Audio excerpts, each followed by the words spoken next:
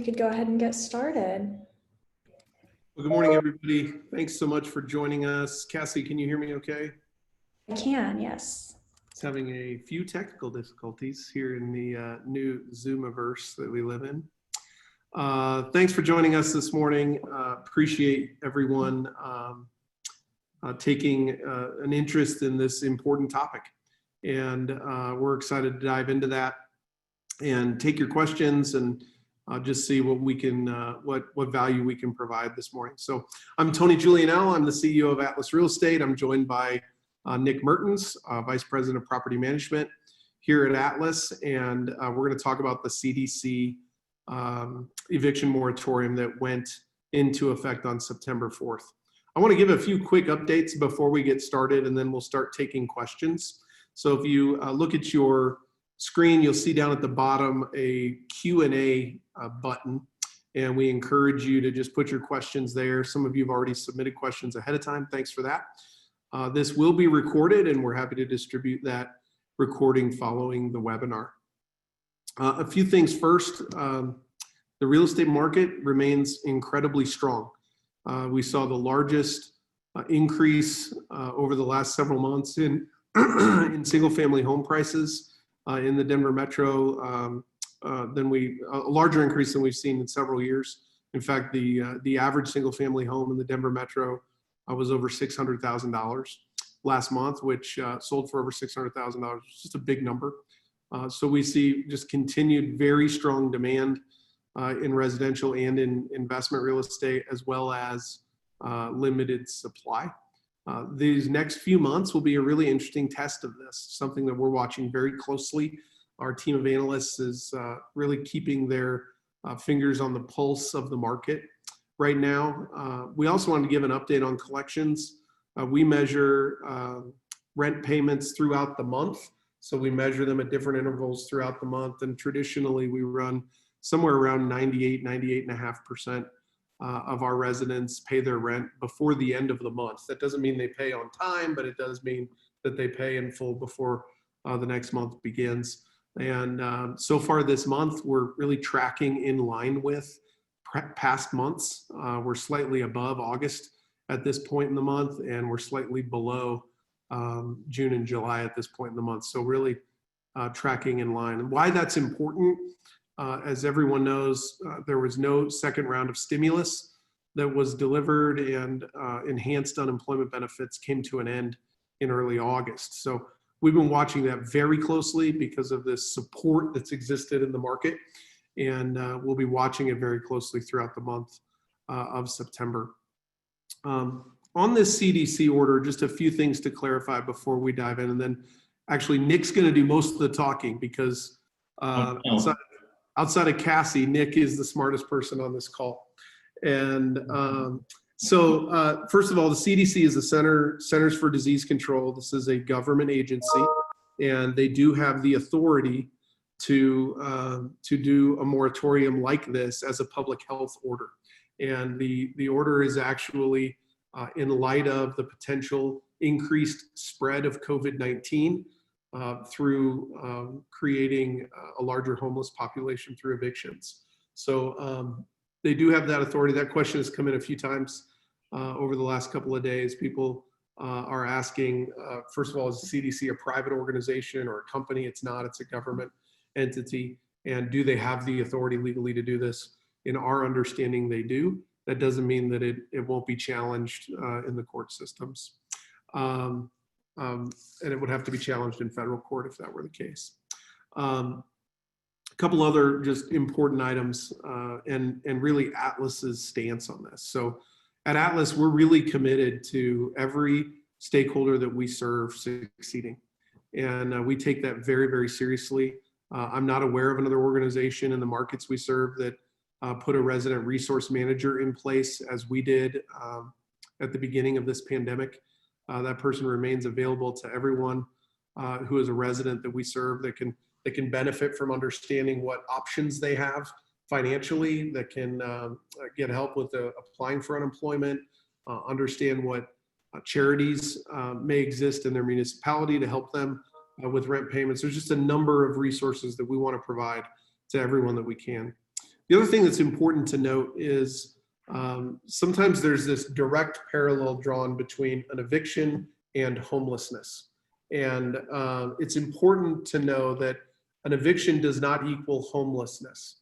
There are, in most instances, someone who is unable to pay their rent, their monthly obligation, is able to find another solution, either moving in with friends, moving back in with parents. In fact, I was in the car this morning with my 13-year-old on the way to school and listening to the radio, and the news was talking about how many 19 to 29-year-olds had moved back in with their parents. And my son, with his earbuds in, turned and looked at me and just started shaking his head like, I'm never doing that. And I did the same thing, which was kind of funny. I turned and looked at him and said, no, no, no. So while I'm sure many of you on the phone are already, or on this webinar are possibly experiencing that with adult children coming home, there are other solutions rather than homelessness. In the event that homelessness is the next step for one of our residents, we take that very, very seriously and work very closely with our owners and with that resident to try to find a better solution. And homelessness is just not something that we should take lightly or accept lightly.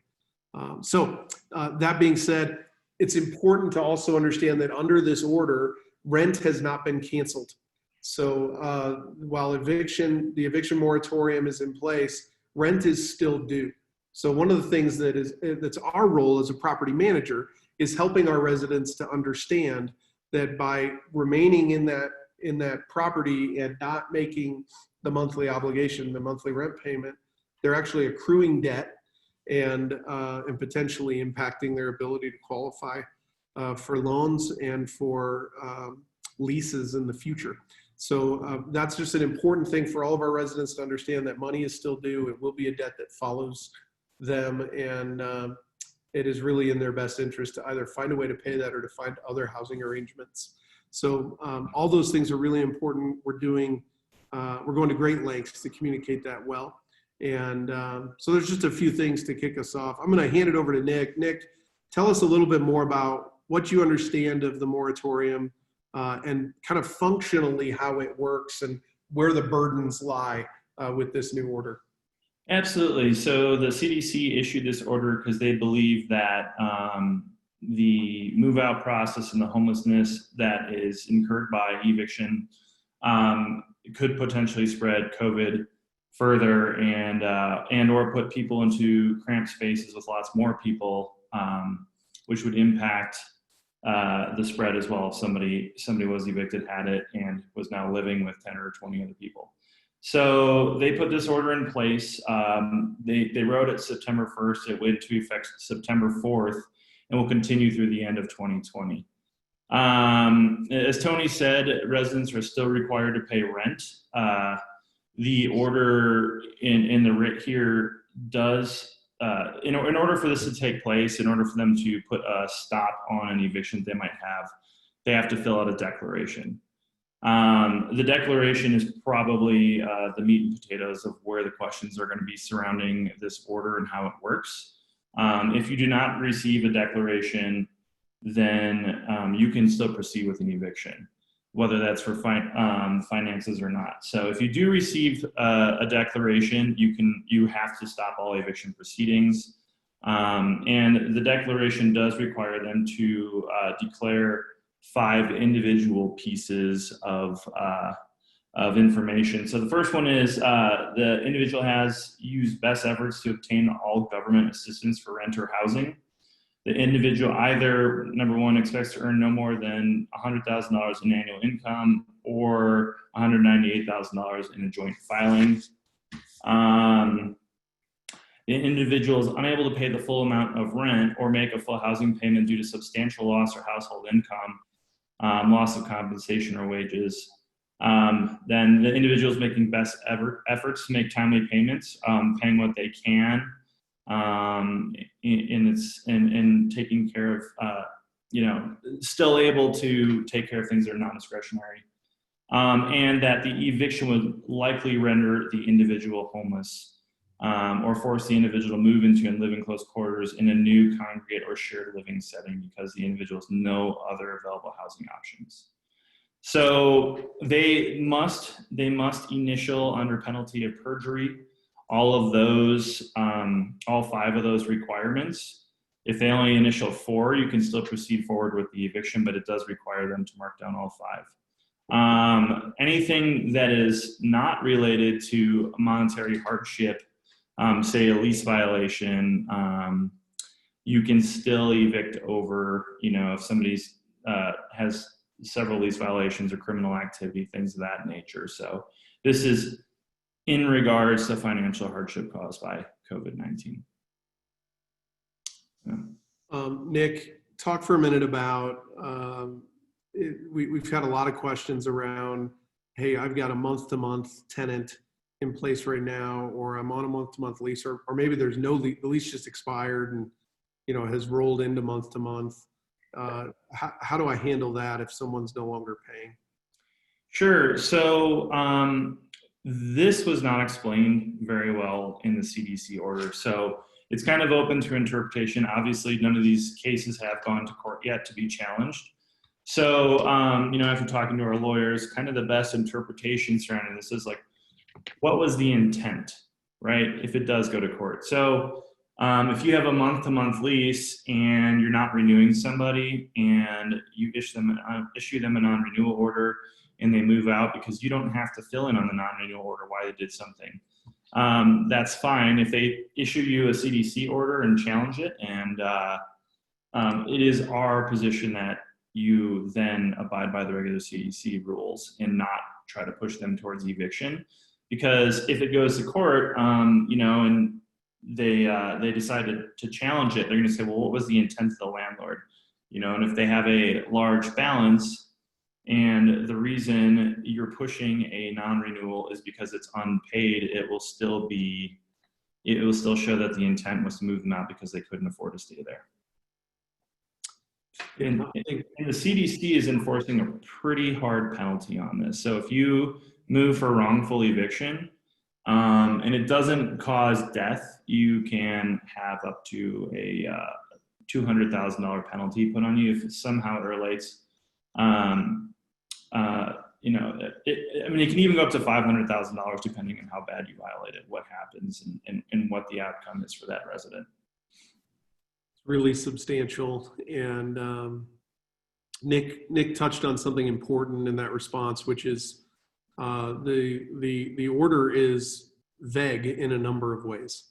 And unfortunately, and in our long experience of dealing with regulation and government orders, some of these details may not be worked out until they're worked out through legal action. So we are going to err on the side of being conservative here.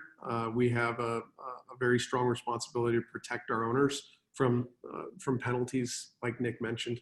So as we work through this in actual scenarios with current residents, and if you're an owner who works with us today, we'll be working very closely with you to make sure that we all understand what's happening and what the implications are. So Nick, can you also touch on, we've seen moratoriums from the state. We've seen them from the state of Arizona, from the state of Colorado. We've seen them from the municipality of Denver, Aurora. We've seen kind of all over the place. And then we also had a federal moratorium in place for a period of time, but that seemed to be limited to only properties that were currently under some form of financing, and it was limited forms of financing. How is this order different? Sure. So I think there's 2 different components which you talked about, Tony. First is the local requirements versus federal requirements, and the second piece is just considering, with the CARES Act, it was around things covered by Fannie, Freddie, or government-backed loans, right? And this moratorium is on every single property. Doesn't matter if you don't have a loan at all. Doesn't matter who it's through, what it is. This is for all residents, all property types. As far as government versus local goes, from my understanding, this has always been whoever has the strictest in your local vicinity, that's what you find. So if the federal mandate is one thing and you get down to the local level and it's tighter, then you will have to abide by said local levels. If the federal is tighter, then you'll have to abide by the federal laws. Yeah, so, and I wanted to make one comment here, Tony, back to the evictions and us trying to help owners out as best as we can, as well as the residents here when they get to this scenario. One of the things that they do have to declare is that the individual has used their best efforts to obtain all available government assistance for rent or housing. We did create the resident resource manager back in March, and that is still in play. And if somebody comes to us and tells us they can't pay, we are really, really, really trying to help them get into some kind of financial funds and streams to get there. I think we've done a fairly good job of it. The one thing that the order doesn't really spell out is if we receive a declaration, whether or not we're able to challenge it.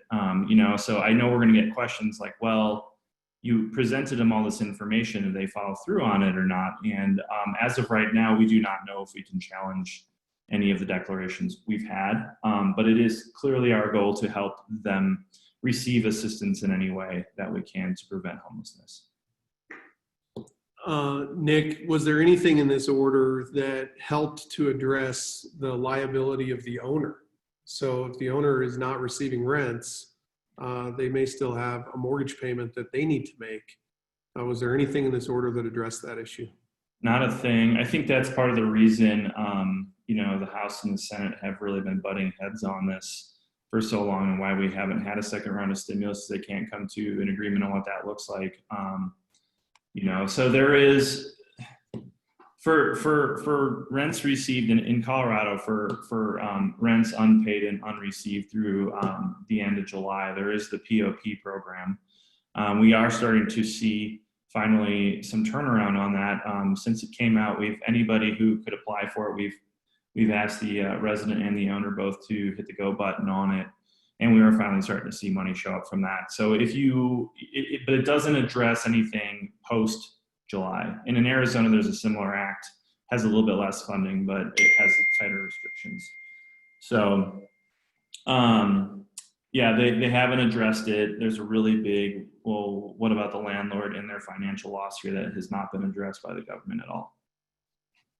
Nick, if someone wants to learn more about these programs at the local level, Sure. How do they do that? Well, if you're an Atlas client, I recommend reaching out to your regional manager. They will take care of you. So if you're in Denver, that would be Ryan Dennison. If you're in Colorado, that'd be Rebecca Slaughter. Becky also is the regional in our Arizona market, and they can provide you with some links and further information. I can also, Tony, at the end of this, I can also throw some links into the chat window that people can click on to find out more as well. Okay, that'd be great. Awesome. Just a reminder, if you have other questions, down at the bottom of your screen, you can click the Q&A and put your questions there for us. Nick, talk for a minute about leasing strategies in light of just the uncertainty. I mean, we have this moratorium. First of all, the moratorium ends at the end of the year, correct? Sure. Yep. So there's a likelihood of an extension of it. I think we anticipate that it may be more ongoing than just through December. But as your team's thinking about signing leases today in light of all of this that's going on, how are you approaching that? And is there any difference in, are we favoring month-to-month leases because it may be easier to move out non-paying residents? How are you all thinking about that? I don't think our strategy has changed too much as far as running applications go. And I would say that there's just a lot of legal risk around that, right? In Denver County, very specifically, last year, they made it. I'm gonna not use the correct words here, so I apologize for that. But basically, where you get your finances from and how you get them is no longer, it is more of like a protected class now. So, there's components to all that we have to think about. And so People still need housing. We still have fairly tight regulations surrounding who we accept as residents, and we're trying to do its best for our owners in that scenario. But we also have a lot of laws that we have to make sure we're compliant with, fair housing and other things. Yeah. Yeah, I think that's a really good point, that this is a scenario where in our experience thus far, in light of all of the moratoriums and other things that have been in place, the impact has not been as substantial as many have feared. And we do get this question quite often, should I be more selective in choosing residents? Should I, consider different leasing scenarios? And I think Nick nailed it. Sometimes the scenarios like this, where there's a sense of uncertainty, can lead to bad decision making. And part of our role as a property manager is to help ensure that our owners are making good decisions, and seeing the long term of this, and things like fair housing are very serious. We take it very seriously, and we'll abide by those rules. They're there for a reason, and now is not the time to try to think about ways to change a strategy that may create more risk down the line and create an unfair scenario. So we remain as committed to doing this right as we always have been. And as we get these questions, Nick and I get these questions daily. We're just encouraging all of our owners and all owners of real estate, frankly, whether we serve you or not, to stay the course and follow the rules, play by the rules, and keep in mind that residents succeeding means you succeed. And so our whole purpose in all of this is we want to make sure that our residents succeed so that our owners continue to succeed as well. Okay, I'm going to put something in the chat right now. This came to us through a relationship we have with ICOR, and this was a great reminder. The National Real Estate Investor Association has drafted a letter where you can email your elected officials just by entering your name. And I put that link in the chat for anyone who wants to do that. And I'm sorry I left the T off of at the beginning there. But go ahead and click that link if you would. This will generate an email out to your elected officials, and just make your voice heard as a property owner. Couple other questions, Nick. Let me get back to my question screen here. Can you just maybe talk for a minute about how successful our resident resource manager has been in helping people find resources, and then what can our residents do to engage in that process if they find that need? 100%. So I wouldn't say we have a full-on measured success rate of this is how many people we were able to fill. And we were able to keep our payments significantly higher than some of the other local groups. I think we closed out August at 95.7% collected, which is almost 3% lower than we normally do, but and a little bit less than July. But talking to other companies around that are at 92, 93%, I would honestly believe that a lot of that has to do, one, with the resident resource manager and her ability to help us find resources for those residents, and two, the individual relationship that the managers have built with their PMs over time. So one of the things that Atlas does, I think a little bit differently than most of the other PM companies, is when the resident really gets to know their manager. They're not talking to a collections person. They're not talking to a maintenance coordinator. They aren't handed off to 15 different people for every little scenario they have. So the person who leases to them is also the person who takes care of them for the life of them. And many of them have built good relationships over time to the place where if they do get in financial hardship, they're immediately reaching out to their manager. We've also required our managers to at least initiate a conversation between the resident resource manager and the resident if they are behind on payments and have said that it is COVID related and they need some help. So once they push once they push them over to the resident resource manager, Erica has found about 120 different subsidies or ways to help residents with their scenarios. And those are a variety of things. It's not just like, hey, here's a Section 8 program, or here's government assistance that can help you directly pay your rent for the short term. Some of it's like, here's how to stop payment on a car payment you have for the next 6 months. Here's how to get food. Here's places that will serve your kids lunches. Here's a variety of other things. And so she's using all of her efforts to push them towards those different resources, hoping that it's able to help them weather the storm and get the financial and the commodities that they need right now to survive through this tough period of life for many people. Yeah, that's great.